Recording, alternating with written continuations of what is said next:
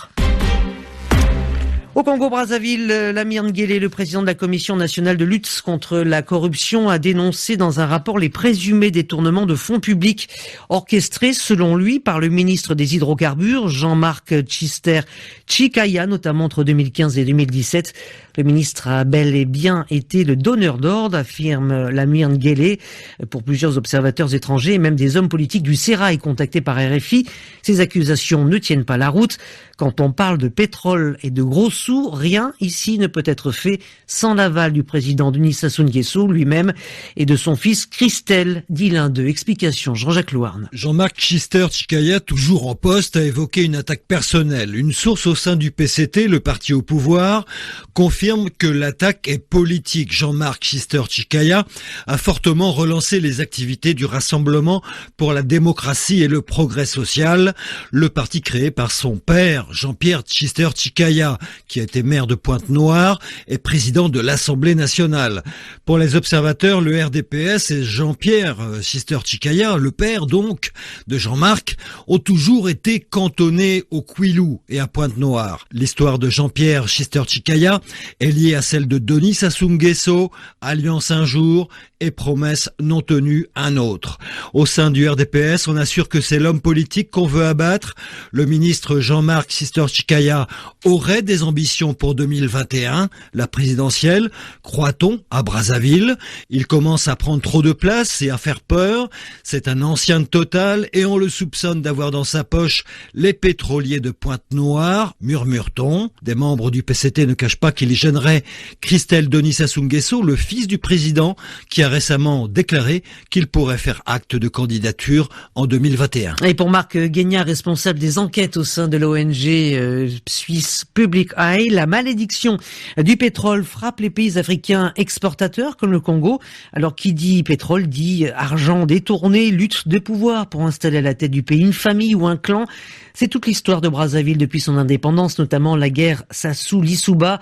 Malgré les coups de poing sur la table du Fonds monétaire international, les bonnes pratiques, la transparence des comptes ne sont pas au rendez-vous, selon Marc Guégnat, interrogé par Jean-Jacques Louarn. La manne pétrolière au Congo est toujours sous la coupe de la famille Sassou Nguesso.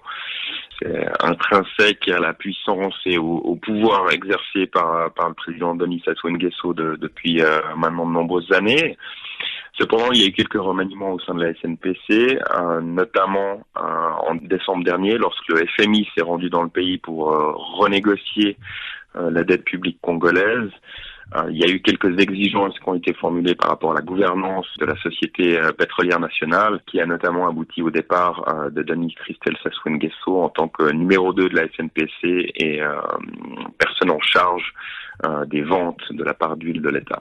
Donc c'est l'effet FMI. C'est l'effet FMI, tout à fait. Le secteur pétrolier congolais est réputé pour son opacité, notamment dans le domaine de la vente de pétrole. Lorsque la SNPC se transforme en opérateur commercial et met en vente ce qu'on appelle sa part d'huile sur les marchés internationaux, c'est un segment d'activité qui a donné lieu par le passé et qui continue à le faire aujourd'hui, l'objet de nombreux détournements d'argent à destination de l'élite dirigeante. C'est quelque chose qui a été bien documenté. Il est fondamental que ce secteur pétrolier congolais soit réformé pour qu'il devienne un petit peu plus transparent et puis surtout pour qu'il bénéficie au plus grand nombre de la population congolaise. Avec toute la meilleure volonté du monde, est-ce qu'un tel pouvoir pourrait aujourd'hui changer ses pratiques ?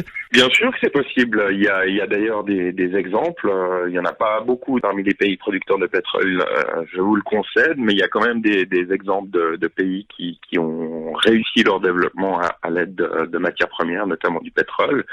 Je pense qu'avec une bonne volonté politique, avec des systèmes de gouvernance fortes, il y a suffisamment aujourd'hui de cas d'école qui permettent de s'inspirer des bonnes pratiques pour mettre en œuvre des réformes en profondeur et puis se diriger vers un développement économique qui profite à tous. Marc Guégnat, responsable des enquêtes à l'ONG suisse Publica, il répondait aux questions de Jean-Jacques Louarn.